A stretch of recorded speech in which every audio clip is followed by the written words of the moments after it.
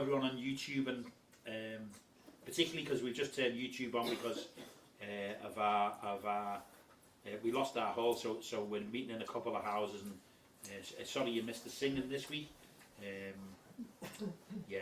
And anyway, 2 Corinthians chapter 8. So what Alex in her testimony was talking about, that God gave her the desires of her heart in coming to England, which has got to be the desire of everybody's heart in the whole wide world, including those who get on little boats trying to get here, and why wouldn't you? And Medway particularly, you know what I mean, the centre of the universe. And it's just a little thought of where do those desires come from? Where do our desires come from? And that's the idea of the talk, and how can we nurture good ideas and discourage bad ones, because there could be bad desires too. 2 Corinthians chapter 8 and verse 16, it says, but thanks be to God, which put the same earnest care into the heart of Titus for you. For indeed he accepted the exhortation to go and help look after them. But being more forward on his own accord, he went unto you. So this guy Titus, he's got a real care for the church at Corinth, which is a bit of a funny place. The church at Corinth is far from tidy all the time. Many difficulties, and it took up a lot of Paul's time, and quite a lot of writing to try to encourage them and straighten them, because they weren't always the way they should be. There's hardly a church that ever is. Always the way it should be. But Paul sees it. So this care that's in Titus, particularly for Corinth, Paul sees that God put it there. He sees that God put it there. That although naturally it's Titus that you see the love coming out of, he knows that God put it in there for it to come out of him a second. And I do believe that's the way it works in life. That God puts things into people's hearts, and it's not so simple that if the Lord puts something into your heart, that's a done deal. There's more to it than that. But without God putting it into your heart, then no, it's not you. You know, just generally, by the way, everybody has what's called a duty of care. So wherever we are and whatever circumstances in, you know, if you take the Medway Assembly for example, we come across a lot of people abroad that know us, a lot of people watch YouTube. Some of them absolutely love us, and I love the fact that they love us. It really, really does me good. Other people are indifferent to us. They hardly know us, as I am to other assemblies that I hardly know. You know, but whatever the circumstances, we've always got this duty of care. So whoever we come across in whatever circumstances, that we show a good degree of love. But there's something more than that God can put into people's hearts. You know, I like my music. Bob Dylan and Paul McCartney are my favourites. They're a bit different. Bob Dylan deals with the darker side of life. Paul McCartney mostly just fluff. He likes fluff, silly love songs. But both of them believe their inspiration is God. They both will say that quite clearly, not that often, but often enough for you to be able to find it, to say that where they get it from is God. Where they get it from is God, and then they work. They're both hard workers, and if you think in school, if you go to school, if you're a good boy or a good girl at school, I'm told that certain things will just catch your attention.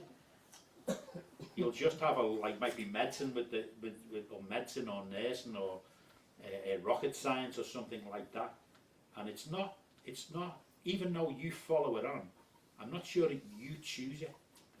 It's like it chooses you, though you still have to make the most of it. The love for it, something just happens that you've got a love for something, and maybe not for something else. If you don't have a love for a subject or something that you've been, if somebody's given a job to do that they don't love, you don't want them doing that job for you. You don't want them doing that job for you. In the Bible, it talks about not of necessity, God loves a cheerful giver, not of necessity. So Psalm 37.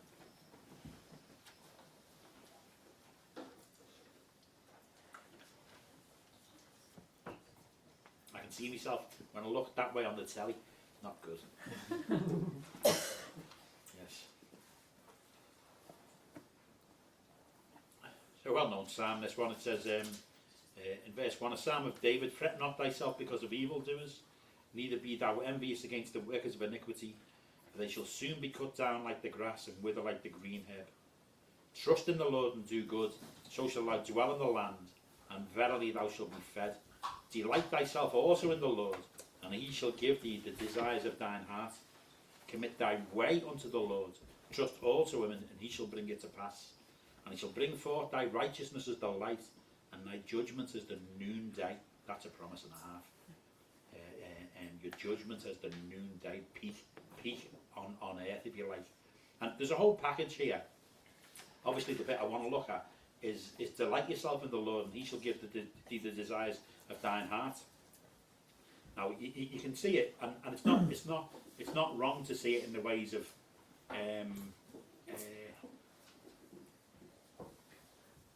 that you'd like something naturally good in your life. You know what I mean? You'd like something naturally good, but there's another way of looking at it. That he will put his desires in your heart. So the desires that are in your heart will be things that he gave to you, and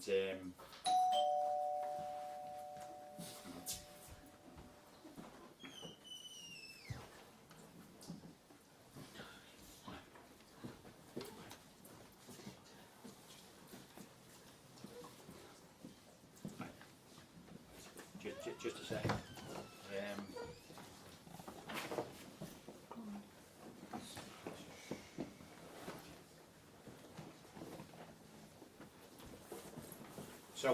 So obviously everybody would. That's a good promise, isn't it? That God will give you the desires of your heart. So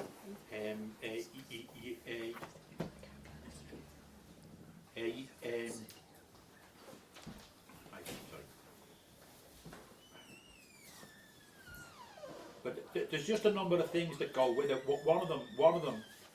There's a number of them. It says, trust in the Lord and do good. Trust in the Lord and do good.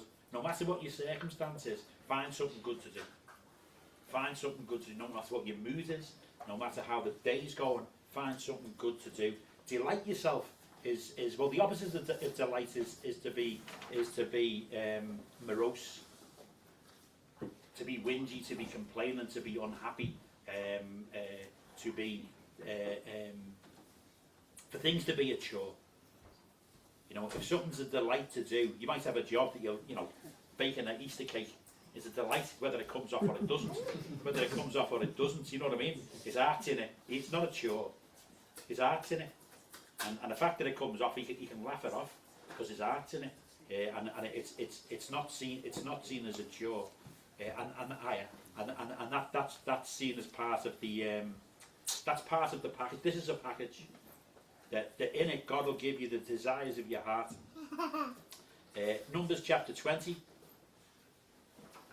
Just a couple of things to bear in mind is that with the desires of your heart, it still has to be from God. I'll give you a couple of examples. In a long time ago, I started to hear about the Reformation, and I thought that sounds interesting. I like to understand about the Reformation. And when I went to look into it, it was like a brick wall. It's like the ground was rock hard. I knew there was good there, but I wasn't getting it. And I've had a couple of other subjects like that. One recently, I'll talk about the recent one. I'm gonna make something of that. And then for all me wanting to understand that I didn't, right? And then time comes, and all of a sudden it breaks open to me. And what I've been looking at recently is somebody asked about second marriages, the Bible and second marriages. And I know what the answer is, but going through the process is quite a thing.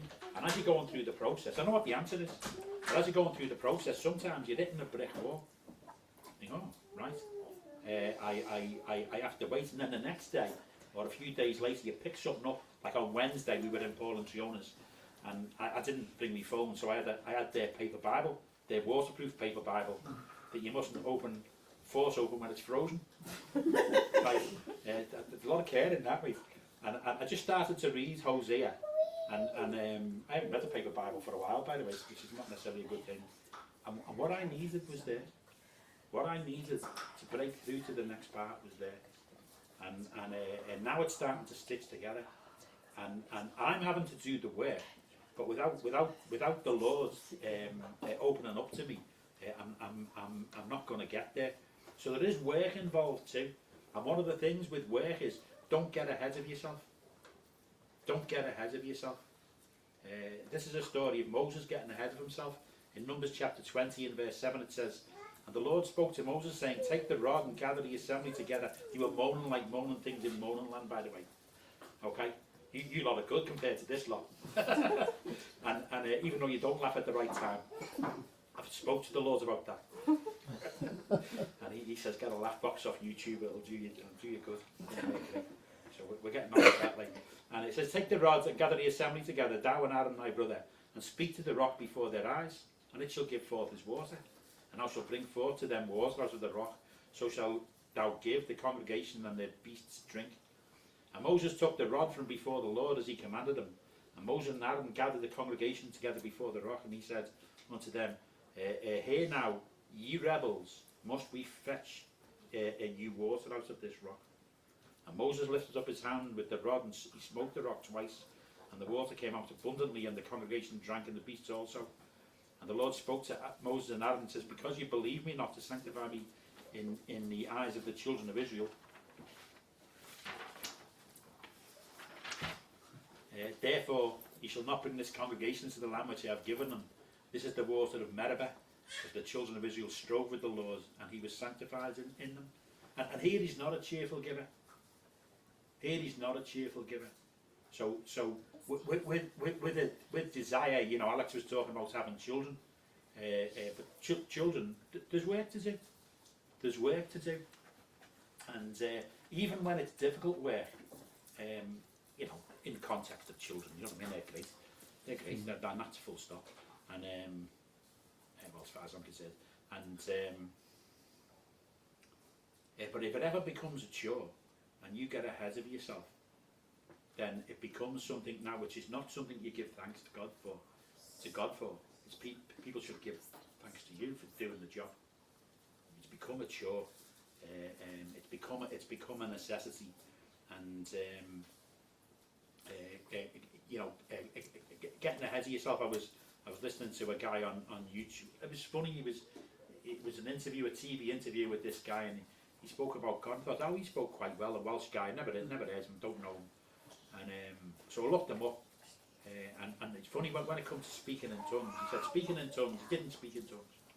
He said speaking in tongues is legitimate as a gift for today. He doesn't believe in what's called secessionism, which means it stopped with the apostles. He said they don't believe that.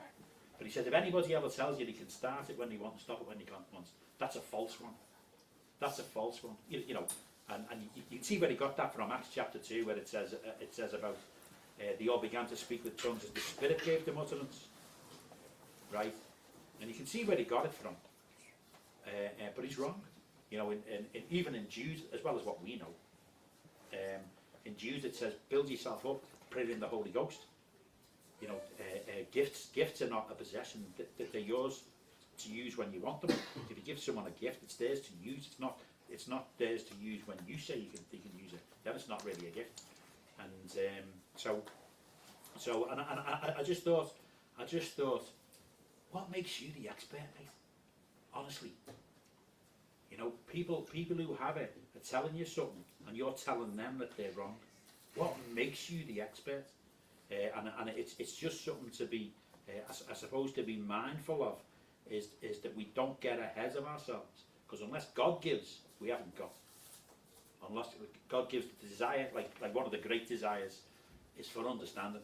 It's just a great desire, but it has to be given, and it's given gradually as we and the Lord work together.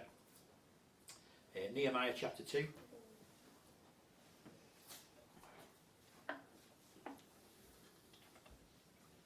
delight yourself in the Lord. You just go around being happy all the time. I'm not sure about that.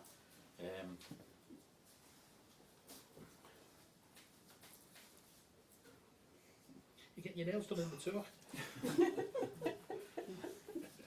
Keeps you quiet, I suppose. Okay.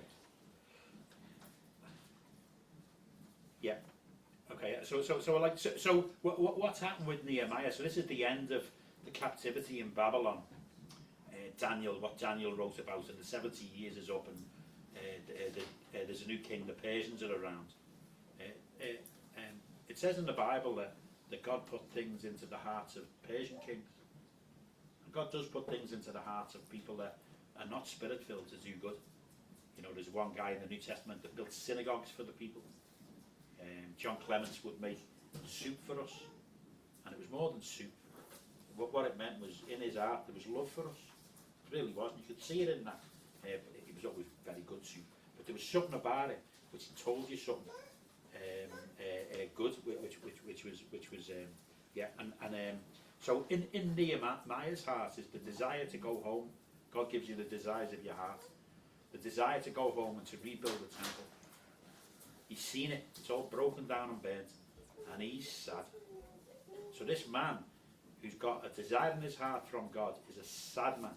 He's not a happy man, right? And it says, and it came to pass in the month of Nisan, in the 20th year of Artaxerxes the king, that wine was before him. And I took up the wine and gave it to the king. Now I had not been before time sad in his presence. Wherefore the king said to me, why is thy countenance sad, seeing thou art not sick? This is nothing else but sorrow of heart. And I was sore afraid. You couldn't, in Liverpool they say, you've got a gob on you. Sorry, Sandra. But that's what they do say. I've just reported. and you've got a gob on you. And what the king is saying, how dare you appear before me with a face like that, right? It just wasn't on. And verse 3, and said unto the king Nehemiah, let the king live forever. Why should not my countenance be sad, when the city, the place of my father's sepulchres, lies waste, and the gates thereof are consumed with fire? Then the king said to me, for what thou dost make request, so I prayed to the God of heaven. And it carries on that things go very well for him. But if he hadn't been honest about his emotions, if he'd have just been like, oh, everything's fine, kingy, everything's fine, everything's going to be great. Like one of the things I want to point out is, you can have a problem if you're over positive. You can have a problem if you're over positive. Right? Some people get the wrong idea of things like rejoice in the Lord always, and again I say rejoice. It doesn't necessarily mean to be always happy. Paul writes about being sorrowful and yet rejoicing. But the truth was he was sorrowful, and that showed. And here Nehemiah, because he's got this desire, is sad. Right, and that's his burden, and the circumstances are difficult. You know, there's false joy. I was watching. Paul was talking on Wednesday about. Well, he showed a little YouTube short, and I said to him, "Do you watch loads and loads, one after the other?" He said, "No." He said, "Just a few." I said, "Don't tell people that." I didn't say this, but don't tell people that, so it doesn't make me look bad. Let's all watch too many YouTube shorts. But this one, a few of them come up. And it was, it's people dancing in church. It's people dancing in praise and really giving it some. I mean, really giving it some. And it's not so much whether the dancing is legitimate or not. It's more that, is that true? Is that what that man's doing at that moment? Is that true? Is that really how he feels today? Because I have a thing. Never mind the rights and wrongs of dancing in church. Never mind that. We had a guy we used to meet in the Lampard Centre when we first came here, and there was a guy once, he was for another assembly in England, and he sang so loud that everyone would turn round, and I mean seriously turn round. And I said to him afterwards, I said, what are you doing? After the meeting, he said, well, I'm praising the Lord. And he took everyone's attention. Like it was a bit. I said, yeah. I said, what happens if you have a bad day? What happens if you have a bad day? You're going to sing like that on a bad day, right? And then you have to be false.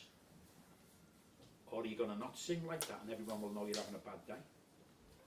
You've given something away. You've actually placed yourself in a place. Now, not to say that the guy wasn't rejoicing like that. I don't know. I was looking at. I suppose the idea is you haven't got to wear your heart on your sleeve. You haven't got to wear your heart on your sleeve. I was looking at. It's only talk at the moment about banning the niqab. It's like a burqa, but it's the one the married women wear where you can only see the eyes. Go down Whitechapel. You'll see it. To me, I just walk down the road and see the world. It's not my problem at all. But they banned it in France, and I was looking at because when I thought I'm not particularly interested to tell you the truth. But in France, the law is that you can't. It's not that you can't wear a niqab. It's you cannot cover your face in public. Anyone. Now, with a lot of the young people that go around, that's probably a good idea. That's very intimidating. That's very threatening. If everybody goes round and, like once they do that, you're worried. And then you think, no, like, and the little bit I know about law, because I'm interested in that now at the moment, is there's a difference between private and public. You can do it in private if you want. Do what you want in private, but in public, you first of all it's not to show yourself miserable, even if you're miserable. Like if I'm miserable, I wouldn't come to the meeting and be miserable. I would I wouldn't lie about it. But the other thing is and I have to tame myself down. Marion calls me Tigger. I get overexcited about things. She says, you like Tigger. and you think, all right. Hosea chapter 4.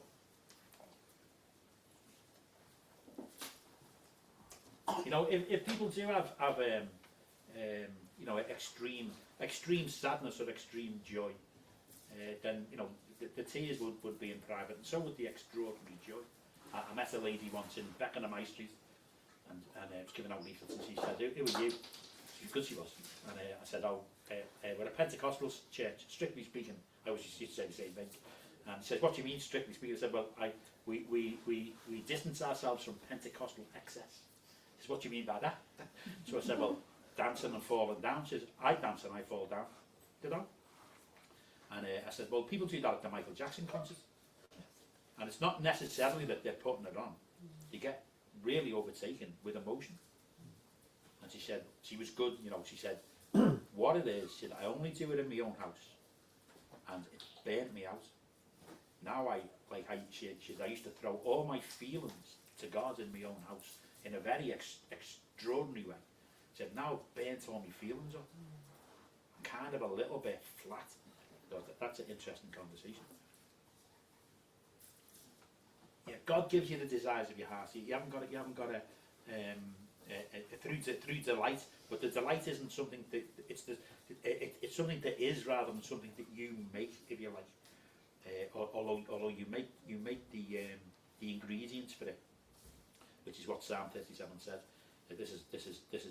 This is what I was reading on Wednesday, and there's just this one scripture in Hosea 4 verse 11. It says, whoredom and wine and new wine take away the heart. So, talking about the desires of your heart, the heart and understanding go together. You think you understand with your mind, but there's a heart understanding also.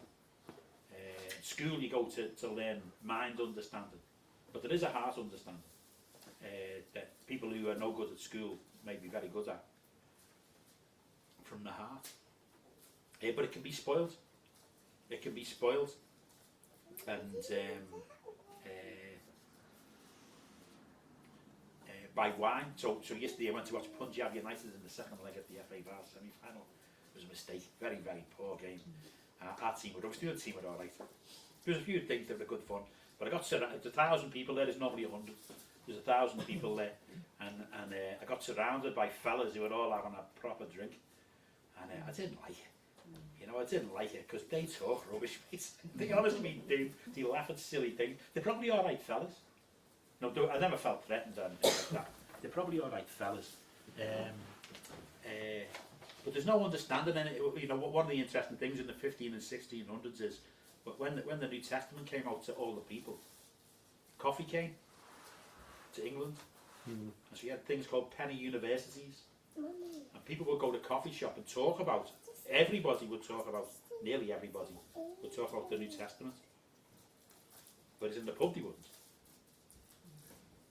You know, it's just not a place of understanding. And Hordham, you know, what is it, Dylan Thomas, Under Milkwood, fabulous thing it is. And he talks about the guy who just chased all the girls, and in his older age, he knows he's nothing and got nothing to give, and there's nothing left in his heart. Nothing. Right? Because he chased after his own desires, and he you know, it's, I think he calls him Ramrod, and but left totally empty. But the other one is the new wine. So Hordem wine and new wine, and you know it can be that if the only thing we want are things that are absolutely happy things, you know, going through Job things, going through sad things, going through difficult things, stormy things and uphill things and contrary things, a part of if the Lord gives you the job to do, good job to do, they'll be part of it. They'll be part of it, and the delight is in the you know, stand back and to know that they're of God. To stand back and to know that they're of God. James chapter 1. I'm glad to get the camera open. Ariella, you need about 30 fingers for this talk.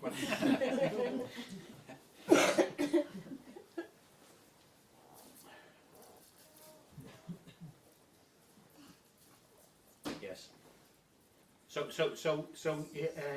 you know, delight yourself in the Lord is well, I had an allotment once, not for long, because it just doesn't. I thought it was something that would suit me, and it does not suit me at all. I have absolutely zero garden, but it was in when we were living in Penge, and me and Dennis went to do it one day, and quite quickly we realised it's just not for us. But the fellow at the allotment next door, he was great actually. He was great, and he let us do things we weren't supposed to do, but his ground, if you stood on his ground, your foot went down a foot. It was that soft, right? Your foot went down a foot. And ours was rock hard, full of grass and everything like that. And we never broke the back of it. But when he's standing talking to you, he's turning it over. He's standing there with a fork, just turning it over. Constantly turning it over. And we can do that with the things that are of God, purely of God, before people get involved and difficulties get involved and what I would call variableness gets involved. Just to delight in the fact, you know, you can delight in the fact that we can have an understanding of the scriptures. Not everyone, every day, all of them, to the depths. But we have an understanding of the scriptures. God's given it to us. And we can just rejoice in that, never mind our limitations.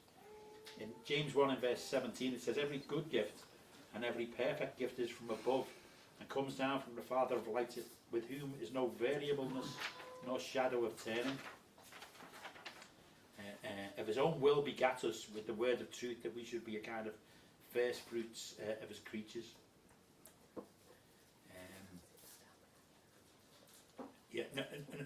No variableness. In life there's variableness. You know, our emotions are variable. Mostly rightly so. Not always. Mostly rightly so. And you know, just one thing as advised, like new wine takes away the heart. If things are sad, they're sad. If things are tough, they're tough. God's still good. We haven't got to have a false joy. It takes away the heart. That's what the Bible. So with the Lord, there's no variableness. But whatever everything else there is, circumstances vary. You know, people this week have got grief. You know, John's died, and there's great grief there, and we can have difficulties. You know, just one thing with variableness. I was talking last week about the history of Israel, really, and trying to avoid today's news. But there's a thing called the court of public opinion. The court of public opinion. And that's variable. So in the Gospels, Barabbas, they chose Barabbas, popular opinion, public opinion, over Jesus. And at other times, Jesus and John the Baptist were protected by public opinion.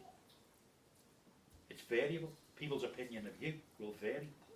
It will vary. And sometimes, my experience is that you don't get the credit you deserve sometimes, and sometimes you get credit you don't deserve other times.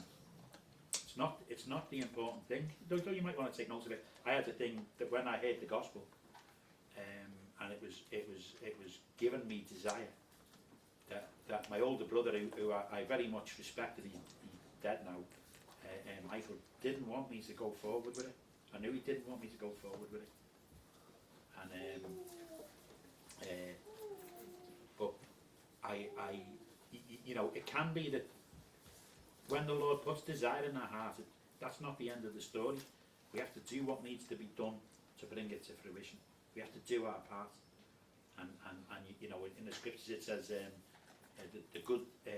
the seed is sown, and Satan comes away and takes away that which was sown. Now, Satan just means something that's an adversary. It doesn't, like, you can get the wrong idea about it. I think it's Satan. I think he's Satan with somebody's good idea.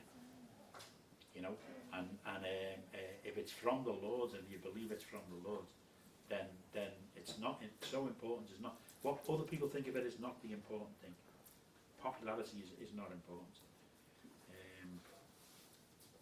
No variableness. So people. I went to Gravesend yesterday, and remember one time I went there and we were going there for an outreach, and this couple of people stopped me, and this lady said he's had a prayer meeting that morning, and she'd been told by God that she was going to meet someone with a green jumper. I think I had a green jumper on, a green jacket on, and called Steve, and that's my name, funny enough, right?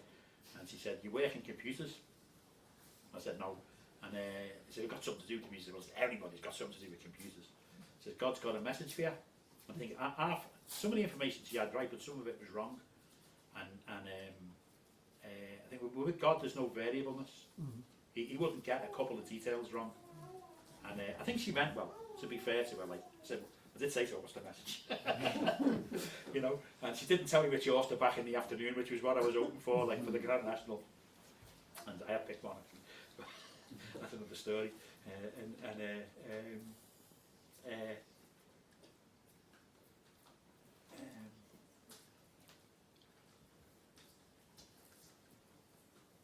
But the thing she thought that God wanted us to say, she had put too much certainty on it.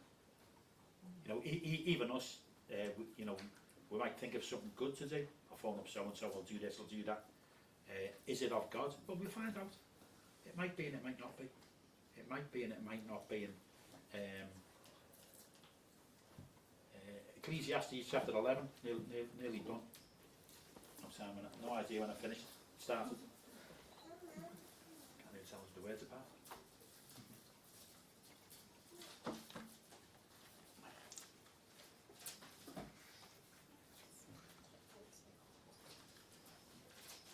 So we want to do well. We want to understand, and there may be something you've got a particular love for, and you can thank God for that. And there's still work to be done, and then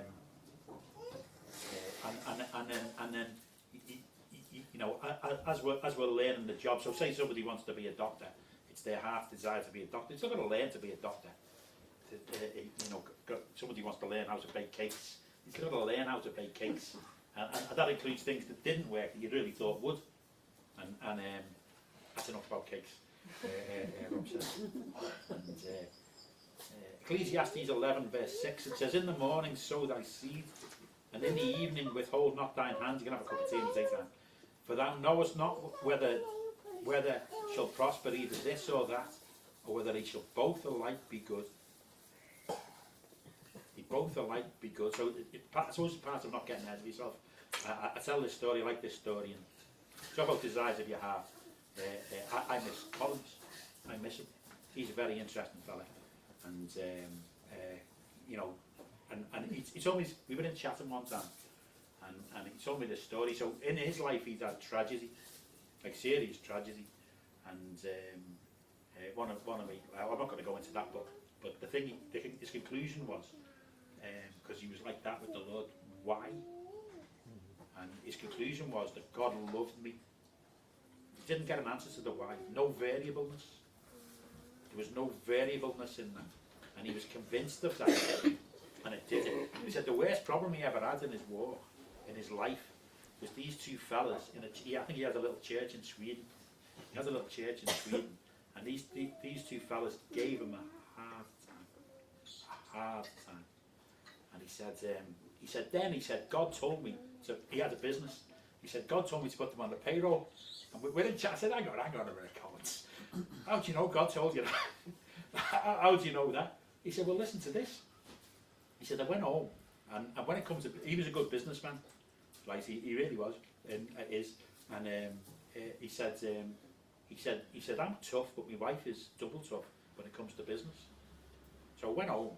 This thought's come into my mind, and she says, when I get home, why don't we put those two fellas on the payroll? He said, oh. He said, anyway, in the Bible it says, to do good and communicate, forget not. He said, so couldn't lose. As it goes, it worked out dreamboats. But he understood that there is variableness in what we think God is wanting us and telling us to do. But like Moses, we can't get ahead of ourselves. And you know, we can just enjoy it. Proverbs chapter 4 to finish off. We didn't go into it, probably best.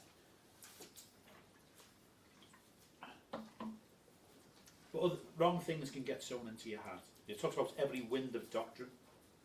And like when you've got an allotment, one of the things is, especially when you've got someone like me next to you, all the seeds come on the wind onto your plots that you didn't plant.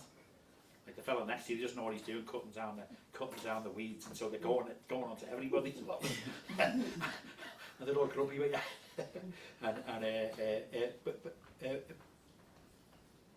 But so it is, you know what I mean? So it is, and a bit like the guy telling people that speaking in tongues is legitimate, but not if you can do it by you choose to do it. That can be enough for some people, for it to be, well, no, not that then. No, I'm all right then. That'll do then, and it stops the whole God's good system stops there. And in Proverbs 4 and verse 23 it says, keep thy heart with all diligence, for out of it are the issues of the life. So you know, just taking care. And one of the ways of protecting yourself against error is to know what's true in the first place. So to see for yourself in the scriptures what the Bible actually says. So when somebody comes along and says, well, it says this, and think, you know, I know there's a wider context to that because I've seen it, and I have a God-given understanding of it that yours can't even begin to overturn. Can't even begin to overturn. And it doesn't matter what you think of me and my beliefs. It's not yours. It's simply not yours. And yeah, so I'll leave it there. Hopefully you got something out of that. You can turn the YouTube off, should we? Right. Yeah, no rush. Go back in that cloud, please.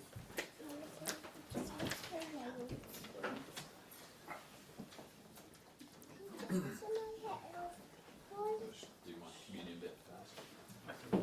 I'll stay What's here that for on YouTube? Yeah, no. Excusez-moi, sprout faces.